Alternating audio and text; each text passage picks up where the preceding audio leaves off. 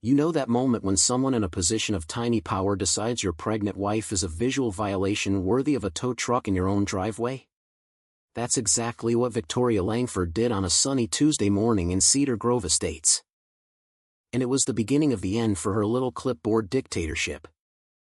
I stepped out onto the porch with my wife's prenatal vitamins in one hand and watched Victoria stir up the driveway like she owned the concrete. Clipboard raised like a battle standard. Pastel cardigan perfectly pressed. That signature fake concerned smile plastered on her face. Behind her, the tow truck's engine growled like an attack dog on a leash. "Mr. Brooks," she sang out. "All honey and venom." Section 7.2 clearly states no vehicle may remain stationary in a visible driveway for more than 30 minutes during daylight hours. It disrupts the harmonious aesthetic flow of the neighborhood. My wife, Mia, 8 months pregnant and pale as milk from another dizzy spell, sat curled in the passenger seat with the window cracked. The doctor had warned her, low blood pressure, orthostatic issues. Stay off her feet in the mornings or risk passing out. So she'd followed orders and rested right there while I ran inside for 2 minutes. I kept my voice calm, the same calm I'd practiced for months after Victoria started the rumor campaign that I was that antisocial new guy who doesn't respect community standards. She'd whispered it to enough neighbors that people started crossing the street when they saw me. I'd swallowed it then. Watched. Documented. But this was different. "Victoria," I said, stepping between her and the car. "My wife is medically advised to rest. She's inside the vehicle. You can see her.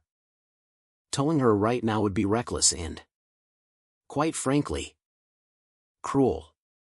Victoria's smile never wavered. "Rules are rules.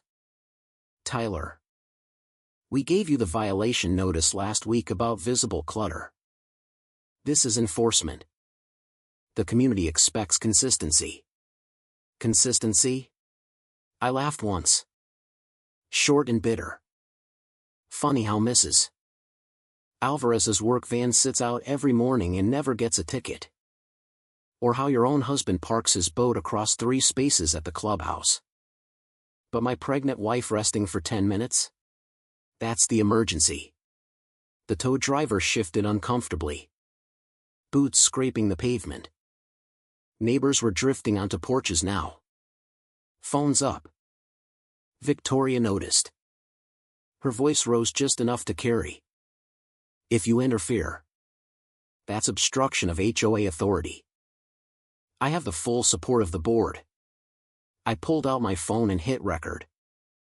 "For the record, you're ordering a tow on a high-risk pregnant resident following doctor's orders.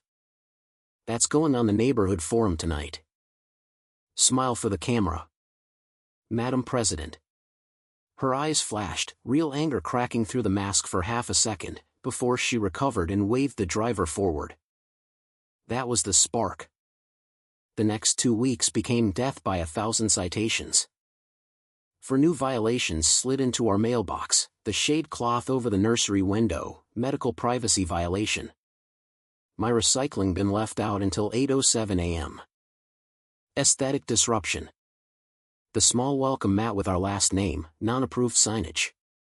And the ultimate insult, another notice claiming Mia's rest in the driveway constituted unauthorized idle medical activity. The fines climbed past $2,800. Victoria's emails grew more pious. "Order preserves peace. Compliance ensures harmony." I stayed quiet on the surface.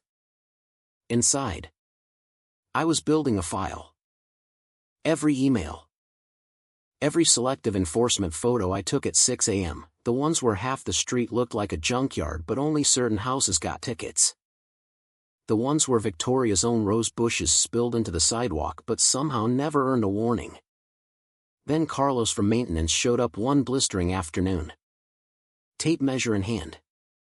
Looking like he'd rather swallow nails than be on my property. He measured the same walkway he'd measured 3 weeks ago. Eyes never meeting mine. Routine compliance review, he mumbled. Routine, I repeated. You know she's pregnant. Right? Doctor has her on modified bed rest.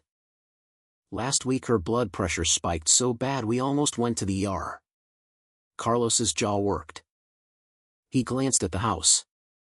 Then at the porch swing my dad had built before he passed, the same swing Victoria once tried to fine us over 4 unapproved rustic elements. He spoke so low I almost missed it. I don't write the tickets. Man. I just record what she tells me to record. He paused. Then added even quieter. She's rewriting the bylaws again. Backdating stuff. No real votes. If anyone asks, we're supposed to say the meetings happened months ago. He accidentally dropped a folded packet on the grass before walking away. Inside, draft amendments with Victoria's handwritten notes in the margins. Pass before next filing deadline. Confirm quorum later if needed. VL. In a highlighted list of high-risk residents with our names at the top. That night I compared the documents against the original charter we received at closing. The new enforcement powers section didn't exist. Meeting minutes she claimed were approved. Never posted to the county portal. Quorum requirements. Mysteriously ignored. She was forging governance to protect her throne. I smiled for the first time in weeks. The patient observer was done observing. The neighborhood forum started to heat up after I posted the side-by-side documents, anonymous at first. Then with my name attached. People who'd been fined for bird feeders. Holiday lights left up 3 days too long. Or kids' basketball hoops suddenly found their voices. The whispers turned into comments.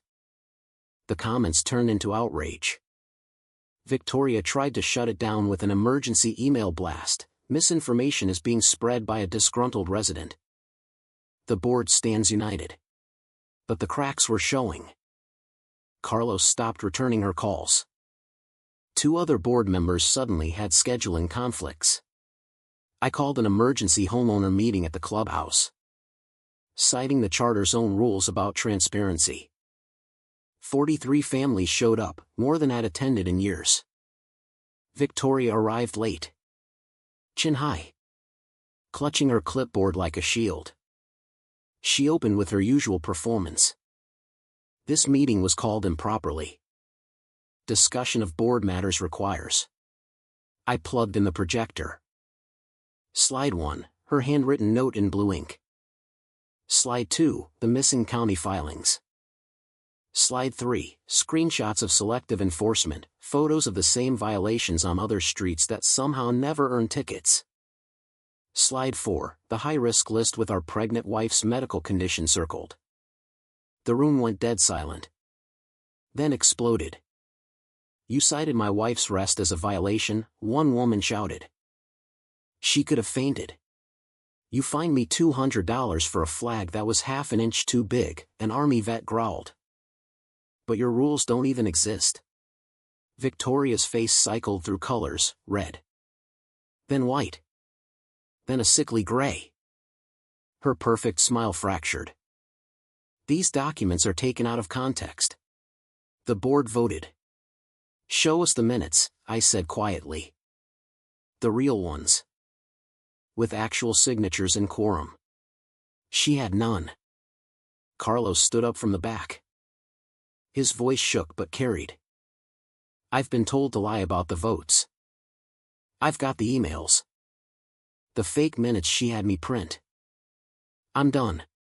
The room turned. Phones recorded everything. Victoria's hands trembled so badly her clipboard clattered to the floor. For the first time. The Queen had no script. She tried one last desperate play. This is harassment. I was only trying to maintain order. Order? I cut in. You almost towed a pregnant woman following doctor's orders. You spread rumors about my family. You forged official documents to protect your power. That's not order. Victoria. That's tyranny with better stationery. She fled out the side door without another word. 2 days later, her voluntary resignation email hit every inbox. The new interim board, elected that same chaotic night, froze all enforcement and started reviewing every fine issued in the last 18 months. Over $27,000 in bogus penalties were rescinded.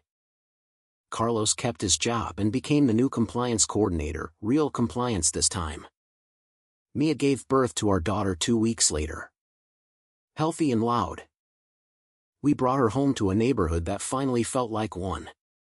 Neighbors dropped off casseroles instead of violation notices.